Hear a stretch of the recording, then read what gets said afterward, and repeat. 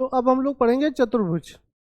ठीक है, चतुर्भुज का मतलब ही होता है चार भुजाओं से बनी आकृति, बंद आकृति। चार भुजाओं से बनी बंद आकृति को कहते हैं चतुर्भुज। चतुर्भुज बहुत से प्रकार होते हैं, फिलहाल हम लोग पढ़ेंगे चार प्रकार। पहला चतुर्भुज आयत, उसके बाद आता है वर्ग,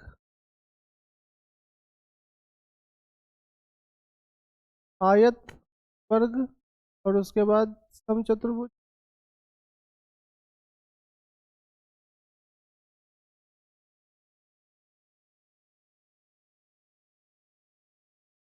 और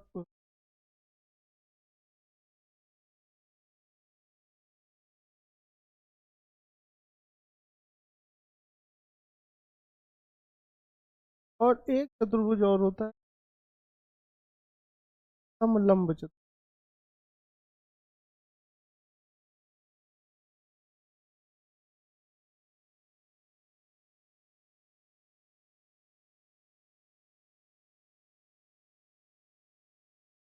ये पांच प्रकार के चतुर्भुज पढ़ेंगे। ठीक है, पहला चतुर्भुज आयत। आयत का मतलब हुआ एक ऐसा चतुर्भुज लंबाई और चौड़ाई अलग अलग हो लेकिन समान हो। जैसे ये आकृति बन गई आयत, क्या बना? आयत बना। इसमें इस चतुर्भुज की जो लंबाई है, इस चतुर्भुज का नाम है ABCD। इसकी लंबाई देखो ज़्यादा है, चौड़ाई है कम। तो लंबाई मान लो 10 मीटर और चौड़ाई है 6 मीटर। तो ऐसे चतुर्भुज को कहते हैं आयत, जिसकी लंबाई ज़्यादा हो और चौड़ाई कम हो, बराबर मत हो, बराबर ना हो, तो हम ऐसे चतुर्भुज को कहेंगे आयत। इसमें आमने सामने की लंबाइयाँ बराबर होती हैं 10 मीटर, और चौड़ाइयाँ भी बराबर होती हैं 6 मीटर। ठीक है, तो इसको बोलते हैं हम आयत। दूसरे नंबर पे आता है वर्ग। वर्ग में क्या होता है? वर्ग में लंबाई चौड़ाई सब कुछ बराबर होता है, इक्वल होता है।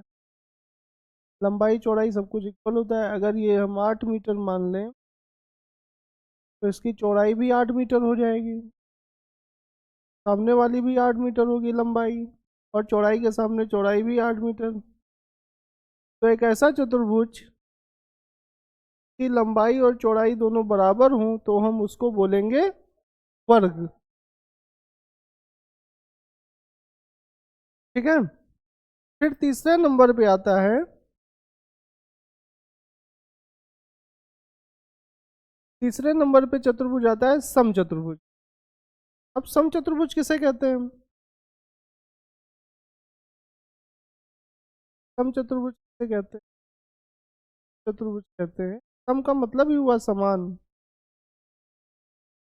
अब ये वर्ग की तरह है, लेकिन ये वर्ग तो दिख नहीं रहा है। वर्ग में ये वाला कोण 90 डिग्री का होता है। ठीक है, चारों कोण 90-90 डिग्री के होते हैं। वर्ग में चार कोण होते हैं, चारों 90 डिग्री के होते हैं। तो ये वर्ग की तरह कैसे है? वर्ग की तरह है क्योंकि इसकी लंबाइयाँ बराबर हैं। अगर ये 9 मीटर है लंबाई, तो चौड़ाई भी 9 मीटर होगी, वाली भी लंबाई 9 मीटर होगी, चौड़ाई भी 9 मीटर। तो इसमें अंतर क्या हुआ? अंतर बस इतना हुआ कि वर्ग को धक्का मार के झुका दिया गया। अब इसमें तुम सोचो ऐसे धक्का मार दो तो ये इसी तरह हो जाएगा? आयत वाले में धक्का मार दो, बस इसमें सॉरी, ये 8 मीटर वाले में धक्का मार दो, तो धक्का मार दोगे तो ऐसे टेढ़ा हो जाएगा। ठीक है, लेकिन टेढ़ा होगा तो उसकी लंबाई सब बराबर ही रहेंगी, कम ज़्यादा नहीं होंगी। तो ऐसे चतुर्भुज को बोलते हैं समचतुर्भुज। क्या बोलते हैं? समचतुर्भुज। इसमें लंबाइयाँ तो बराबर हैं सब, भुजाओं की लंबाइयाँ सब बराबर हैं, लेकिन कोई भी कोण 90 डिग्री का नहीं होगा। तो हम ऐसे चतुर्भुज को बोलेंगे समचतुर्भुज। 90 डिग्री के लिए एकदम सीधा चाहिए हमें। ठीक है, ये तिरछा हो गया, लेकिन लंबाइयां सब बराबर हैं, इसलिए इसको समचतुर्भुज बोलेंगे। ठीक है। और फिर चौथे नंबर पे आता है समानांतर चतुर्भुज।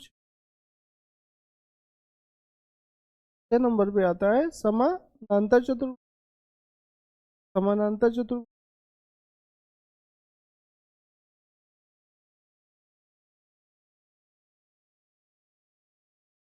अभी नाम हम ABCD रखे दे रहे हैं। ठीक है? इसमें क्या है, ये एक आयत की तरह दिख रहा है, बस आयत को धक्का मार दिया गया है। आयत को थोड़ा सा धक्का मार दिया तो क्या हो गया, थोड़ा सा तिरछा हो गया। तिरछा होने से एक नुकसान हुआ, कोई भी कोण 90 डिग्री का नहीं बचा। आयत में 90 डिग्री के कोण होते हैं, सीधी रेखाएं होती हैं। अभी देखो हमने आयत बनाया था इधर, ये देखो आयत बना था, तो जब आयत ये था तो इसमें ये वाले कोण 90 डिग्री के थे सब। ठीक है। लेकिन समानांतर चतुर्भुज में कोई भी कोण 90 डिग्री का नहीं बचेगा। ठीक है। और ये आमने सामने की भुजा बराबर होंगी। अगर ये 5 मीटर है, ये 8 मीटर है, तो 5 मीटर के सामने वाली भुजा 5 मीटर होगी और ये हो जाएगी 8 मीटर। सब लक्षण पूरे आयत वाले होंगे, बस थोड़ा सा ये तिरछा होगा। और ये समानांतर क्यों है, क्योंकि आमने सामने की भुजाएं समानांतर हैं, चाहे जितना आगे पीछे बढ़ा लो वो कभी मिलेंगी नहीं, ट्रेन की पटरियों की तरह समानांतर भुजाएं हैं। AD समानांतर BC, इन दोनों को चाहे जितना आगे पीछे बढ़ा लो, ये वाली रेखाएं चाहे जितना आगे पीछे बढ़ा लो, ये कभी मिलेंगी आपस में नहीं मिलेंगी, इसलिए ये समानांतर हैं।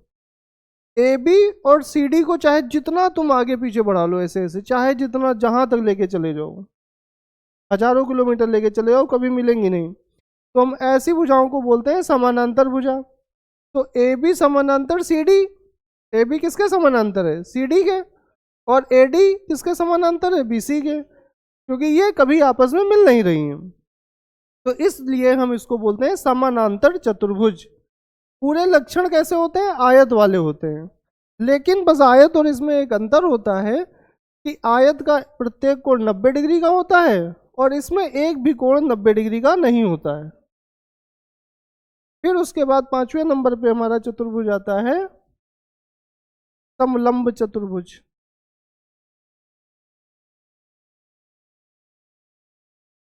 समलंब चतुर्भुज। समलंब चतुर्भुज हम किसे कहते हैं, समलंब चतुर्भुज वो चतुर्भुज होते हैं जिसकी कोई भी दो भुजाएं, जिसकी कोई दो भुजाएं समानांतर हो। चतुर्भुज में कितनी भुजा होती हैं, 4 भुजाएं, उसमें लेकिन कोई दो भुजा समानांतर होनी चाहिए।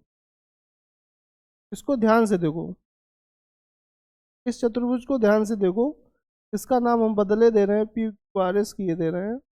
ये इसके शीर्ष हैं, जहाँ दो भुजाएं मिलती है उसको क्या बोलते हैं, शीर्ष बोलते हैं।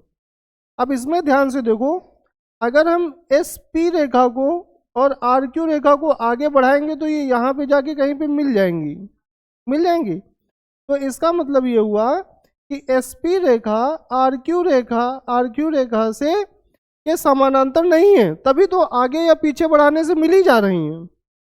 अगर समानांतर हो तो ये कभी ना मिले, ये समानांतर नहीं है, SP RQ के समानांतर नहीं है।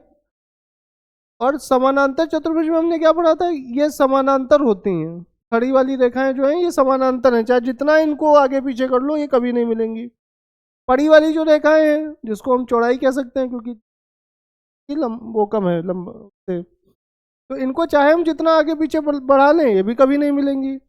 उसी तरह समानांतर इसमें समलंब में ये वाली रेखाएं जो हैं ये आगे पीछे बढ़ाने से मिल जाएंगी, इस वजह से समानांतर नहीं हुई। ठीक है। लेकिन ये जो पड़ी वाली रेखाएं हैं, इनको चाहे जितना आगे पीछे बढ़ा लो, इनको चाहे जितना आगे पीछे बढ़ा लो, ये कभी नहीं मिलेंगी। इनके बीच की दूरी हमेशा बराबर रहेगी। ठीक है, बराबर, हमेशा बराबर रहेगी। इसलिए ऐसे चतुर्भुज को कहते हैं समलंब चतुर्भुज। ठीक है, इसको क्या बोलेंगे, समलंब चतुर्भुज। समलंब समलंब चतुर्भुज, समलंब चतुर्भुज ऐसा भी बन सकता है।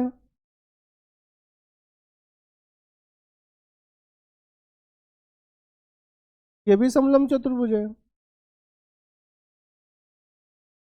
ये वाली जो रेखाएं इसको आगे पीछे बढ़ाओगे तो मिल जाएंगे, इसको दूसरे कलर से करो, देखो चाहे तो मिल गई। तो इसका मतलब ये हुआ ये समानांतर नहीं है। जब किसी चतुर्भुज में दो भुजाएं जब किसी चतुर्भुज में दो भुजाएं समानांतर ना हो और दो भुजाएं समानांतर हो तो ऐसे चतुर्भुज को कहेंगे समलंब चतुर्भुज। क्लियर। तो हमने 5 प्रकार के चतुर्भुज पढ़े। पहला हमने पढ़ा आयत, फिर वर्ग, और उसके बाद पढ़ा समचतुर्भुज, फिर समानांतर चतुर्भुज, और उसके बाद समलंब चतुर्भुज। ये इनकी थोड़ी सी वो वैसी जानकारी है, सतही जानकारी, बहुत अधिक नहीं बताया। अब हम लोग अगले वीडियो में पढ़ेंगे इनका क्षेत्रफल निकालना, इनका परिमाप निकालना, इनके अंदर के जो कोण होते हैं उनके बारे में पढ़ेंगे, और इनके विकर्ण के बारे में पढ़ेंगे। ठीक है, अभी हमने केवल इसकी सतही जानकारी ली है। ठीक है, चलिए धन्यवाद।